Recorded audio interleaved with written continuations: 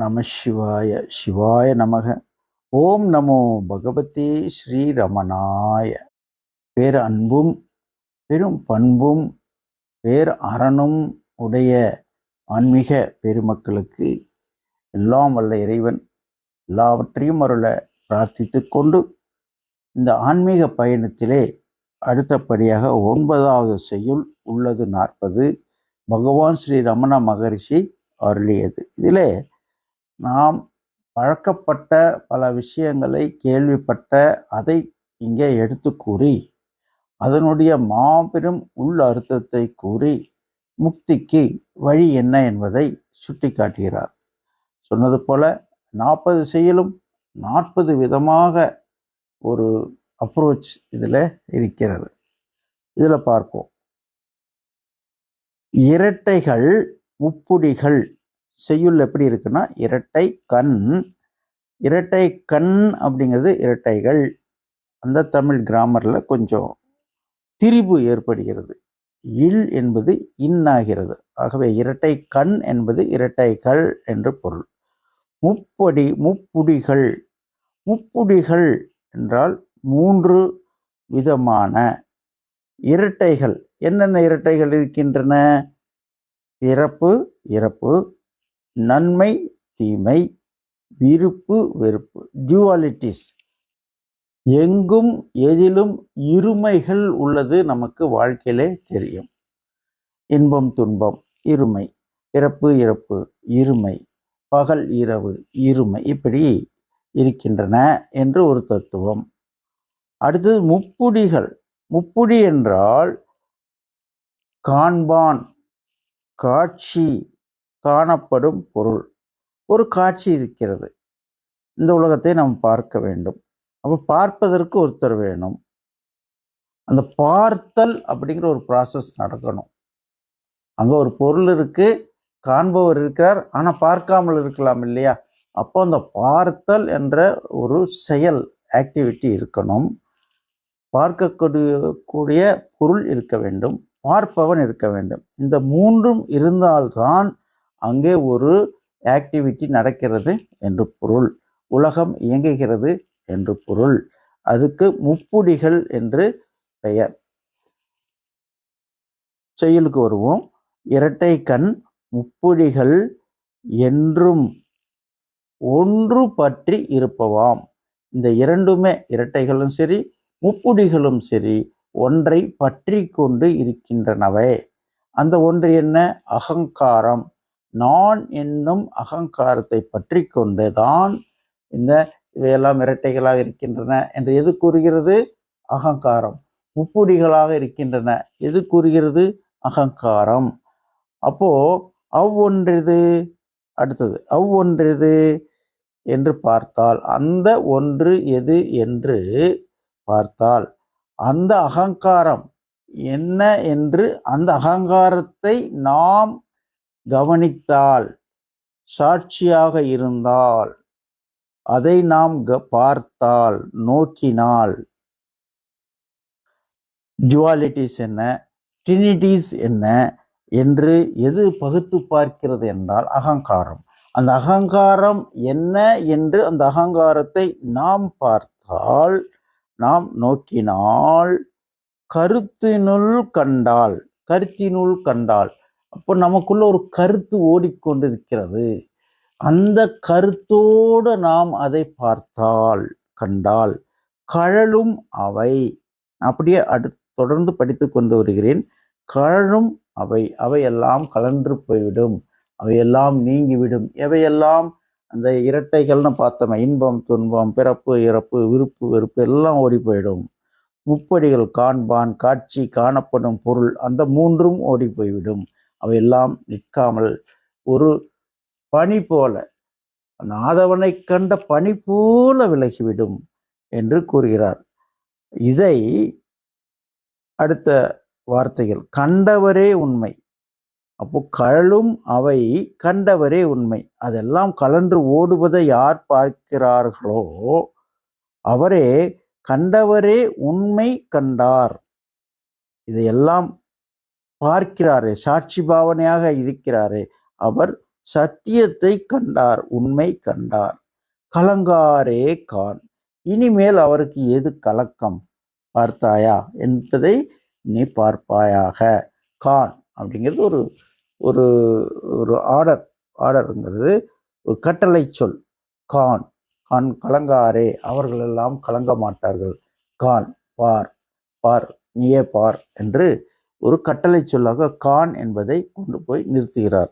இப்போ அந்த செயலை முதல்ல இருந்து படிக்கும்போது செய்யுளுடைய அர்த்தம் மிக சுலபமாக தெரியும். இரட்டை கண் முப்படிகள் என்றும் ஒன்று பற்றி, இரட்டைகள் முப்படிகள் என்றும் ஒன்று பற்றி, ஒன்றை பற்றி கொண்டு இருக்கின்றனவாம். அவ்வொன்றேதென்று, அந்த ஒன்று ஏதென்று கருத்து நெல் கண்டால், நமக்குள்ள கருத்து என்று ஓடுகிறது இல்லையா, அந்த கருத்துக்குள்ள அதை நம்ம பார்த்தோமானால், சாட்சி பாவனையாக இருப்பது ஒன்று மட்டுமே, அந்த அப்படி பார்ப்பது சாட்சி பாவனையாக இருப்பது மட்டுமே செய்யக்கூடியது. கருத்தினுள் கண்டால் கழலும் அவை கண்டவரே உண்மை கண்டார் கலங்காரே கான். கருத்தினில் கண்டால் கழலும் அவையெல்லாம் கலன்றுவிடும். கண்டவரே, அதை கண்டவரே உண்மை கண்டார். அங்க கொண்டு போய் முடிக்கணும். உண்மை கண்டார். கலங்காரே, அவர்கள் கலங்க மாட்டார்களே. கான், இதோ பார், அறிந்து கொள், தெரிந்து கொள் என்று பகவான் ஸ்ரீ ரமண மகரிஷி அற்புதமாக கூறுகிறார். அப்ப இதிலிருந்து என்ன தெரிகிறது என்றால், அகங்காரம் என்றால் என்ன அப்படிங்கிறதுக்கு இன்னொரு பரிமாணத்தை கூறுகிறார். நாம் அறிவு வேறு, அகங்காரம் வேறு. அகங்காரம் என்பது ஒரு பற்றுதல், ஒரு நான் என்பதற்கு தவறான ஒரு பிம்பத்தை எடுத்துக்கொண்டு அது பயணிக்கிறது. அந்த நான் என்பது ஆத்மா அப்படிங்கிறத மறந்துவிட்டு வேறொரு இல்லாத ஒன்றாக உருவகப்படுத்தி கொண்டு பயணிப்பது அகங்காரம். எப்படி இல்லாத ஒன்று? இரட்டைகள் இரண்டாக இந்த உலகத்தை பார்க்கிறோம். பிறப்பு, இறப்பு, நன்மை, தீமை, விருப்பு, இருப்பு, பகல், இரவு, இதெல்லாம் இரட்டைகள், ஆப்போசிட்ஸ். அதிலிருந்து ஒன்றுக்கொன்று எதிரான இரண்டை வைத்து கொண்டுதான் உலகமே செல்கிறது என்று எது பார்க்கிறது என்றால் அகங்காரம் பார்க்கிறது. ஆனால் ஆத்மா எதை பார்க்கிறது? ஆத்மாவை மட்டுமே பார்க்கிறது. அப்போ இந்த இரண்டு தான் நம்மை வியாபித்திருக்கிறது, இந்த முப்படிகள் தான் வியாபித்திருக்கிறது. இதை மீறி எப்படி நான் ஆத்மாவை பார்ப்பேன் என்று கலங்குகிறார் ஒரு சிஷ்யர். அவருக்கு சொல்றார், அந்த எதைய பற்றி கொண்டு இந்த இவை இருக்கிறதோ, இந்த இருமைகள் இருக்கிறது, எதை பற்றி கொண்டிருக்கிறது? அகங்காரம் இருக்கிறனாலதான் இருமைகள் இருக்கிறது. அப்ப நீ என்ன செய்வாய்? அந்த எதை பற்றி கொண்டிருக்கிறதோ அதை நீ பார்த்தால், அகங்காரத்தை அந்த உள்ளுணர்வின் மூலமாக பார்த்தால், இது பார்த்தல் இல்லை, உள்ள ரெண்டு கண்களோ ரெண்டு காதோ கிடையாது. பார்த்தல்னா என்ன? உள்ள கண்ணை மூடி எப்படி நீங்க பார்க்க முடியும்? மனதிற்குள்ள எப்படி பார்க்க முடியும்? அங்க பார்த்தல்னா என்ன சமாச்சாரம்? பார்த்தல்னா கவனித்தல். கவனித்தல்னா சாட்சியாக இருத்தல். எந்த ஆக்டிவிட்டியும் இல்லை. இப்போ ஒரு மலை உச்சியில் இருந்து நீங்க கீழே நிறைய விஷயங்கள் போய் கொண்டு கொண்டிருப்பதை நீங்கள் பார்க்கிறீர்கள், கவனிக்கிறீர்கள். எந்த இன்ட்ராக்ஷனும் பண்ண முடியாது.